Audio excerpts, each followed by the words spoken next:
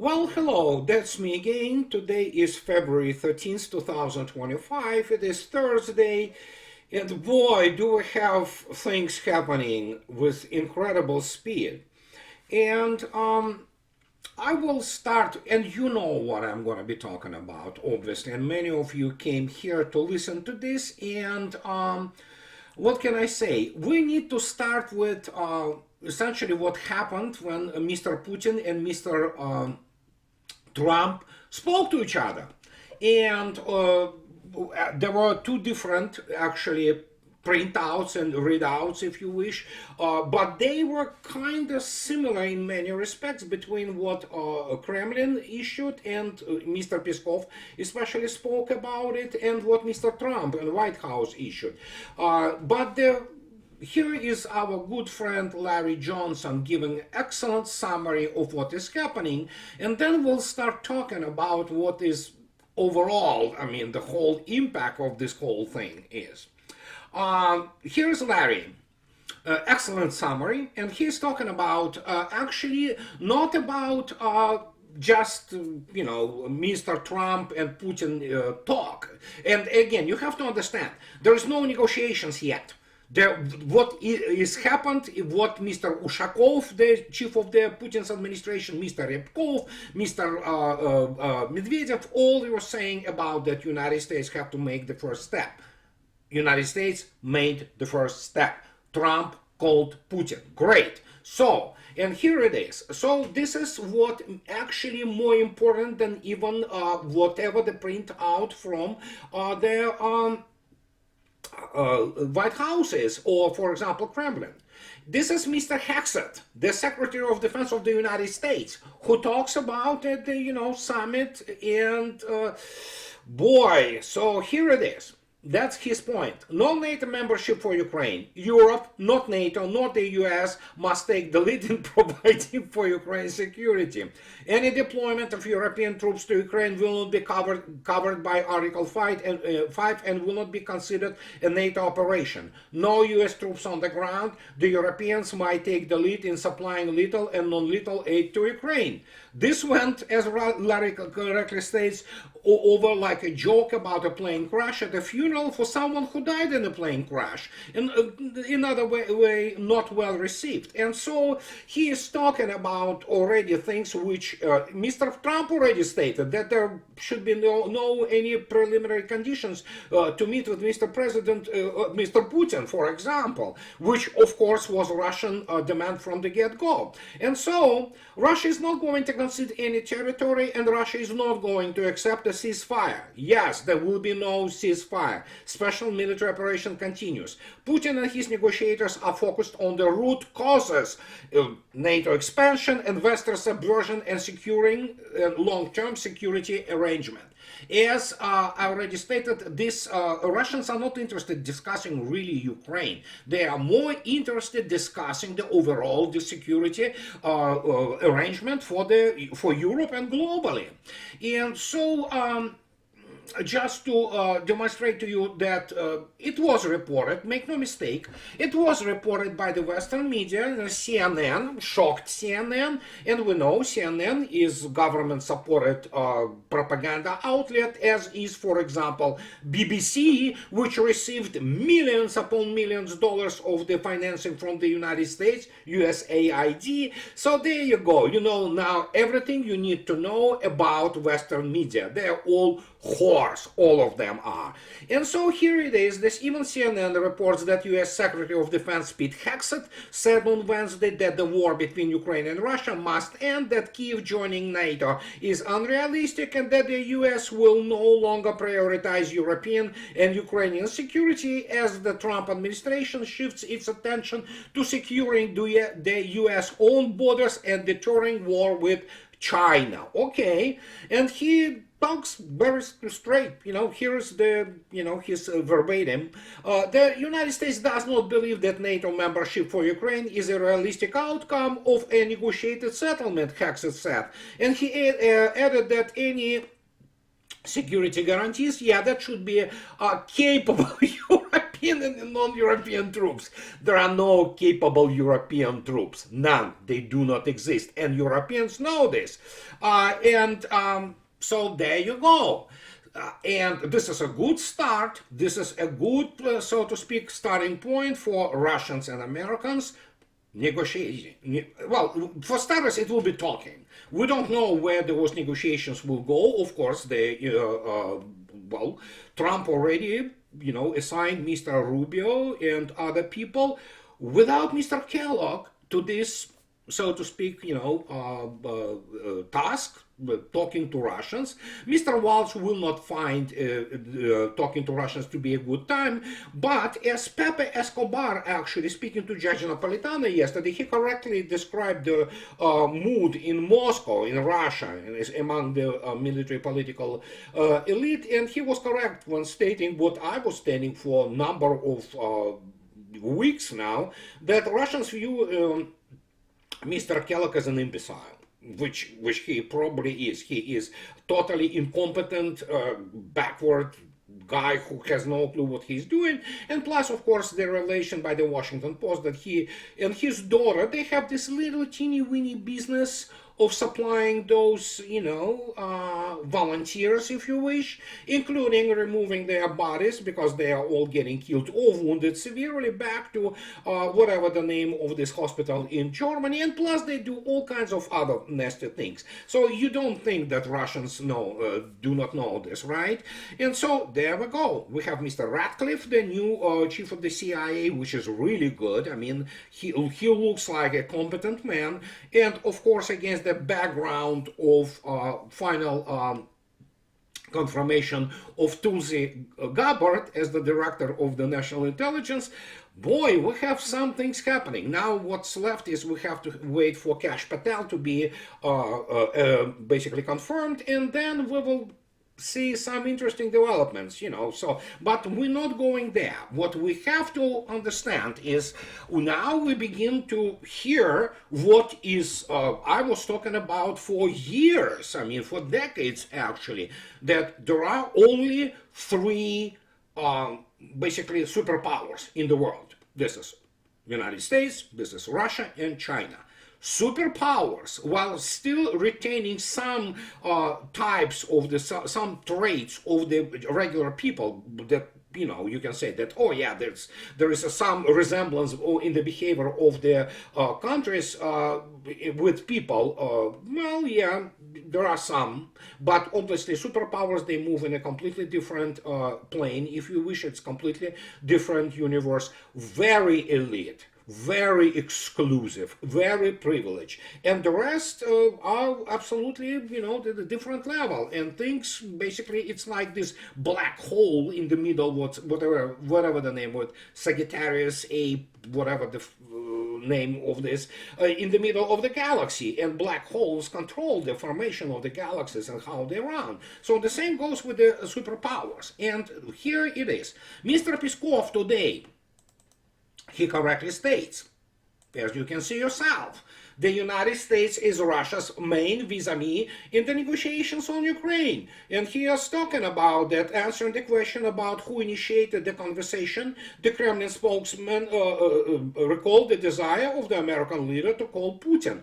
Good, as we already stated. First step, let's talk. Now the game starts. Russia, of course, is not going to yield much, if anything, but we'll take a look at how it all goes. And evidently there is an understanding in Trump administration that if this war continues, United States will be completely disintegrating, because U.S. military already is in a dire straits. And if you take a look attentively at this screenshot, you will see yourself in the this is Vzгляд. I use it as a good news aggregator in Russia.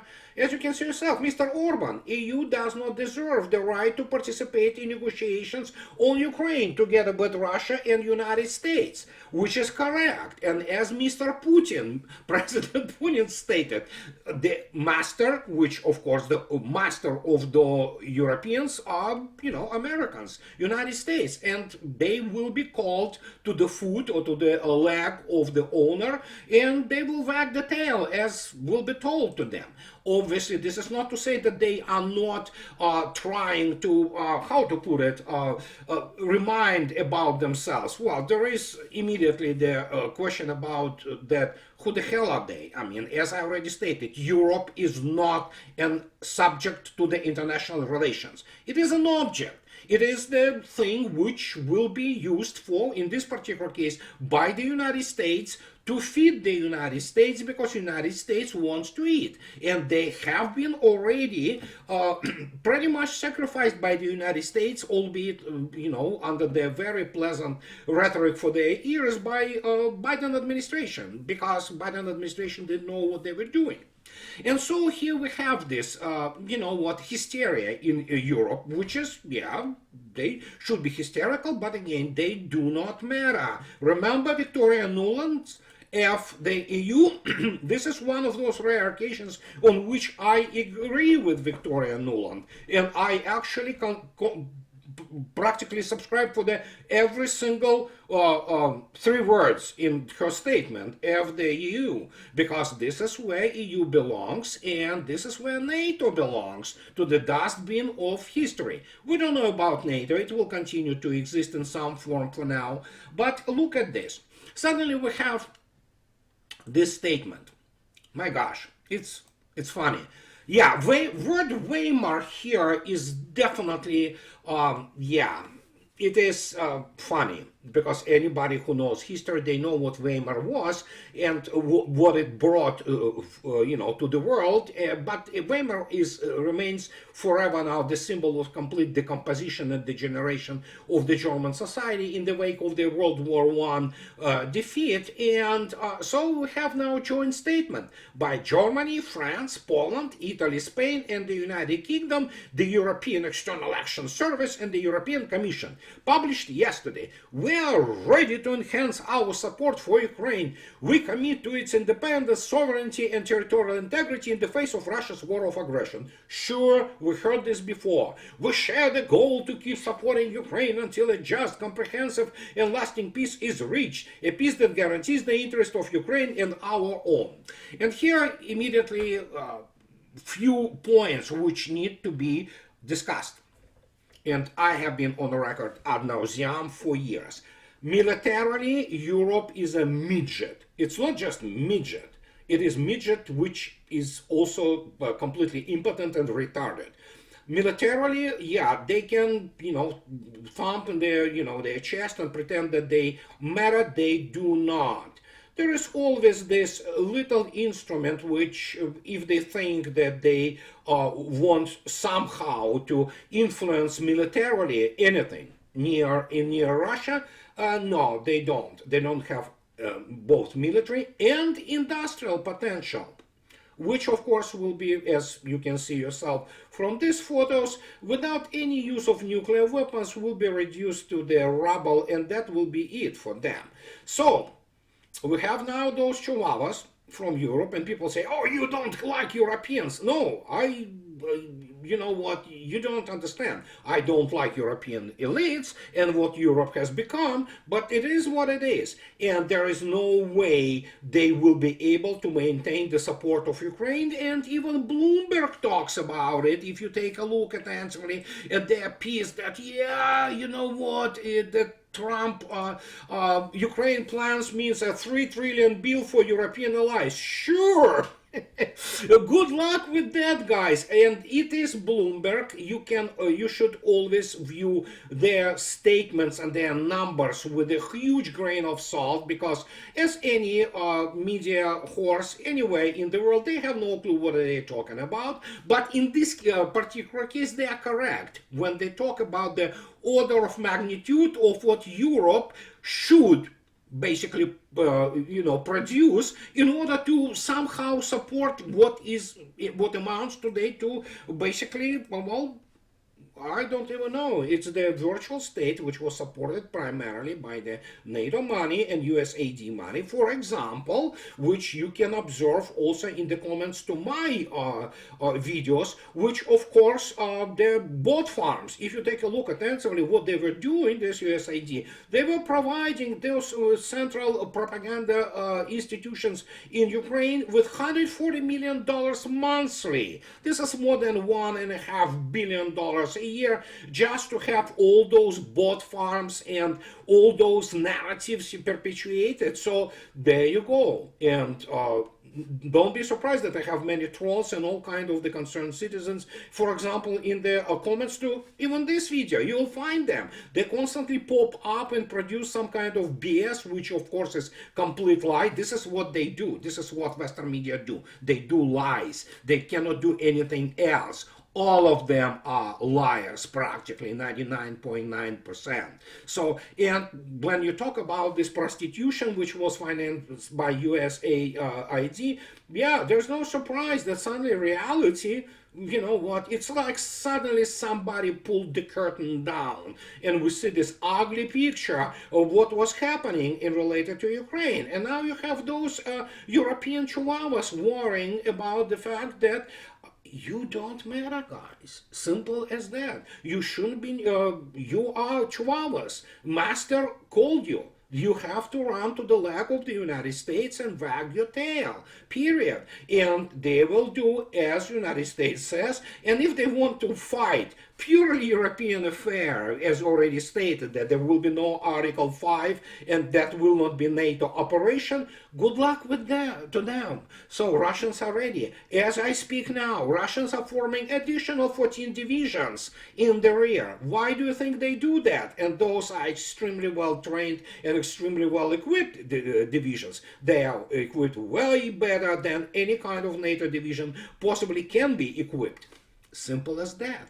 Just in case there are people like Macron or this bimbo, Baerbock and Scholz who for some reason will decide to commit suicide by a cop. Mr. Rude, of course, I mean this Dutch, well, imbecile, tries to pretend that he knows what he's talking about. He doesn't.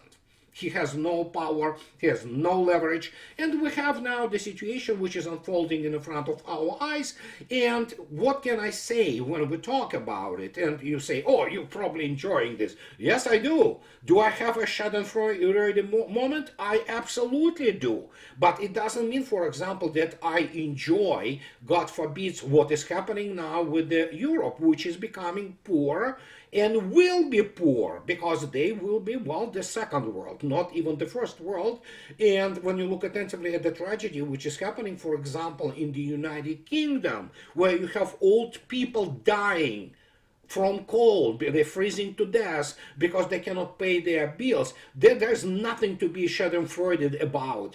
That is a tragedy, and my heart bleeds for many people, good people in Europe who didn't want that. But overall, Europe wanted it, and it richly deserved it. And this is how it goes. There are personal opinions, personal feelings, and then there is the applied geopolitics, which does not apply sentiments. It operates strictly on the balance of power and correlation of forces and means. Period. This is the only way it operates. And once the power, dominant power emerges, then the dominant power decides what is moral and what is not. And you have to pray to God, as I should, that the power which emerges is moral and it speaks to overwhelming majority of humanity, which wants to stop all this atrocity, which is happening, by the way, in obviously Ukraine. And as you can see yourself,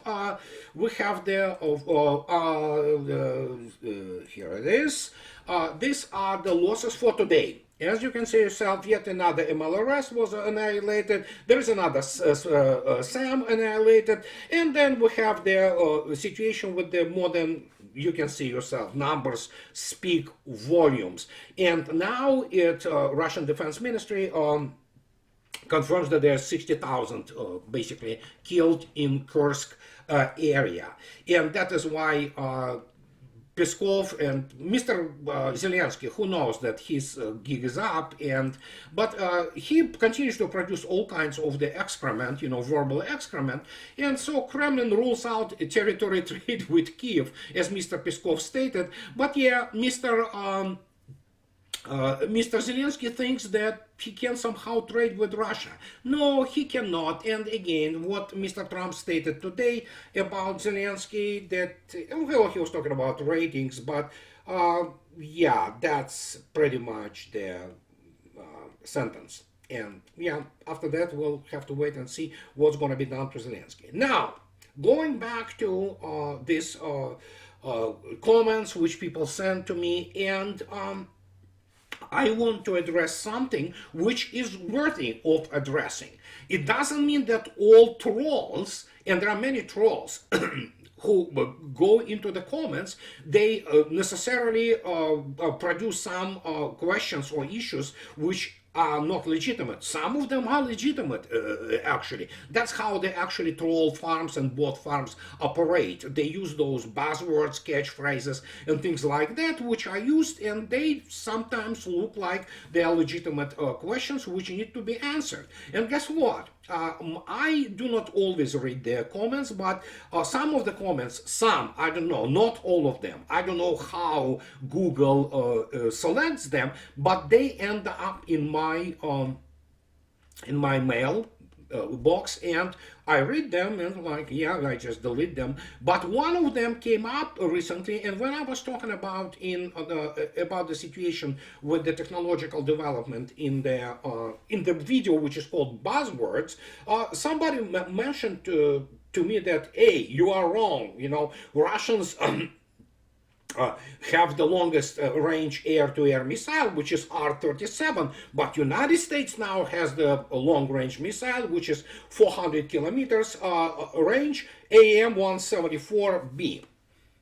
Formally, those who people sent to me, they are correct. What they are not correct is, of course, in those devilish details. Remember, the devil is in details.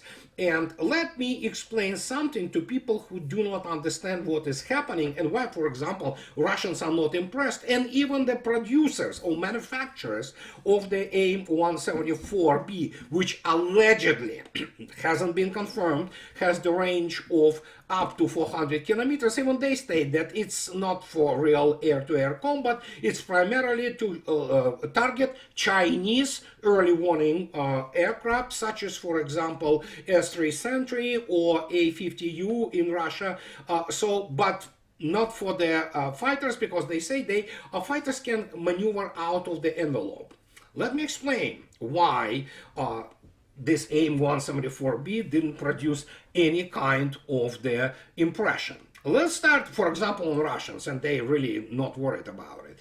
So if you take a look attentively at what is AIM-174B, it is the missile which you can see only at the F-18 Super Hornets. So as you can see yourself, first images emerged, that was the last year, well, half a year ago essentially, of the US Navy Super Hornet carrying two air-launched SM-6 missiles. Yes, AIM-174B is this good old SM-6, which is carried by the Arleigh class destroyers of the US Navy, and it's a decent missile, but it's essentially the stopgap measure, the same as the SM-6 was used once against some old destroyer, not destroyer really, the frigate, and it sunk it, and it was used as the anti-shipping missile, despite the fact that it has a very small warhead. So, however, let's take a look at what SM-6 is, because AIM-174 is this Frankenstein which was stuck underneath the F-18. SM-6 has a, pretty much decent, decent motor. It allegedly has the range of 200 nautical miles, which is still below 400 kilometers. But look at this. So the SM-6 utilizes the airframe of SM-2ER block for RIM-156A missile, enhanced with the active radar home seeker derived from MRAM. So we have the same seeker from MRAM and capable of reaching speeds of Mach up to Mach 3.5. Okay, this is the key thing. You will say, why it is the key thing?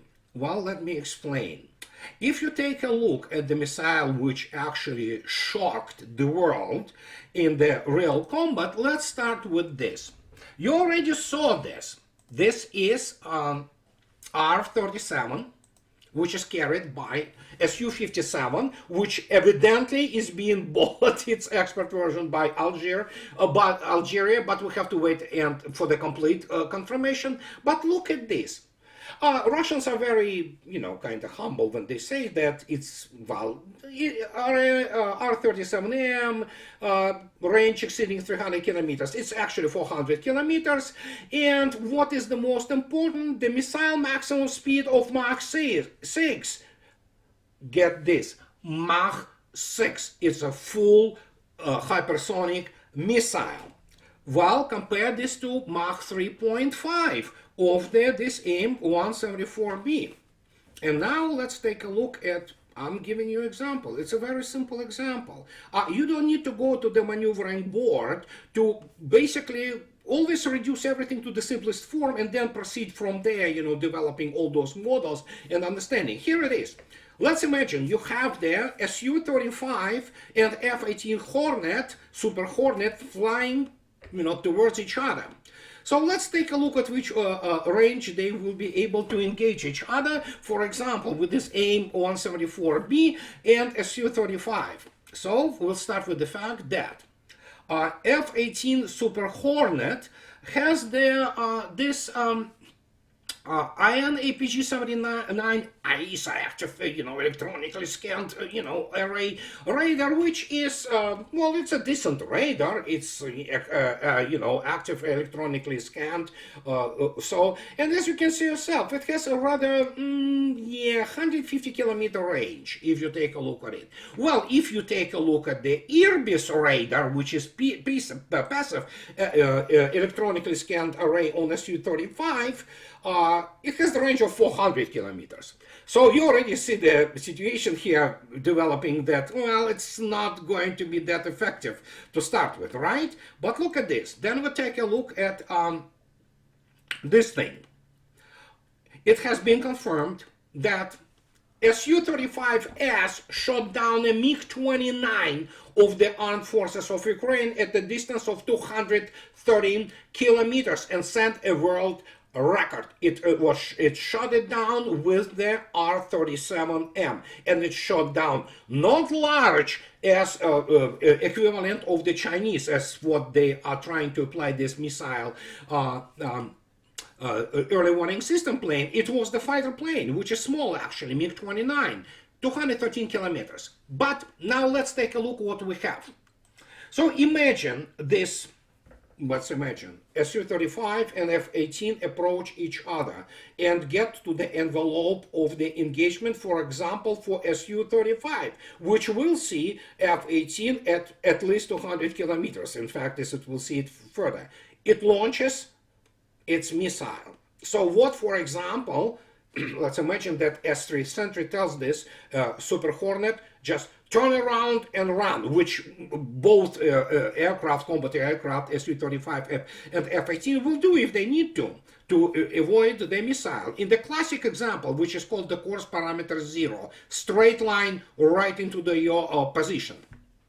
I'm going to avoid here speaking about all this maneuvering and how the homing devices and the active warheads work. So the question is, what is the speed, relative speed, between, for example, Mach 6 R-37 and F-18, whose, if anybody doubts me, it has the speed of well, Mach 1.6. It's the maximum speed it has. You are free to go to Boeing. Here it is. And here it is, Mach 1.6. So let's reduce for well, let's say this. What will be the relative speed, which is the catching up R-37 to F-18 Super Hornet when it accelerates to Mach 1.6? What is the difference? You have to subtract two vectors, essentially, two velocities, because in this Mach 6 minus 1.6, you have what? Mach 4.4. What is Mach 4.4? It is more than 1.5 kilometers per second. So now divide your 200,000 meters or 200 kilometers by 1.5 and see for yourself how many minutes, about 2 minutes, it will take for the catch of R-37 to this aircraft, which is F-18. Now let's turn the situation around 180 degrees. So we have the guy, F-18 Hornet, somehow detecting and being able to, shoot the missile, shoot it, forget, at around 150 kilometers, right? And for example, Su-35, what are you going to do? Well, he will shoot it. But here's the issue. If we consider the maximum speed of Mach 3.5 of this AIM-174B, and the break-off speed of a Su-35, which is Mach 2.25, what do you have? You have about, Mach 1 point what? Very little Mach 1 point, so let's say 1.25 roughly speaking. So it's less than 400 meters per second, 0.4 kilometer per second.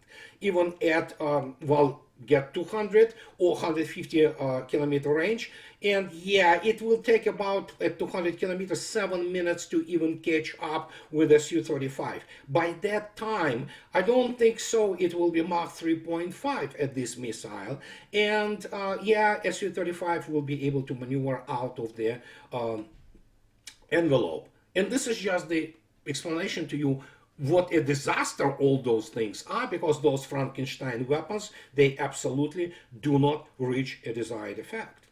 And that is why when people say, oh yeah, United States has this range weapon. Yes, United States doesn't have hypersonic weapons though. Russians already deployed them on the aircraft. And when the new iteration of the R-37s, which probably will go beyond 400 kilometers and will fly already at Mach 9, United States Air Force simply has no chance, the same as the naval aviation of the United States. And this is what I'm talking non-stop. And this is what precipitates all those calls from Mr. Trump and those negotiations and, panic in European Union and Ukraine being absolutely, basically deducted from any kind of the equation as the viable state. It is all about United States losing the arms race to Russia. And I'm on record, and you can quote me. And this is what I wanted to tell you today. And as always, guys, in the end, those who like what I do, please subscribe to my channel. And those who can afford, please support me by means of, on Patreon, or buy me a coffee too. And I would really appreciate this. So have a nice rest of the weekend, and I'll talk to you later, guys. Bye-bye.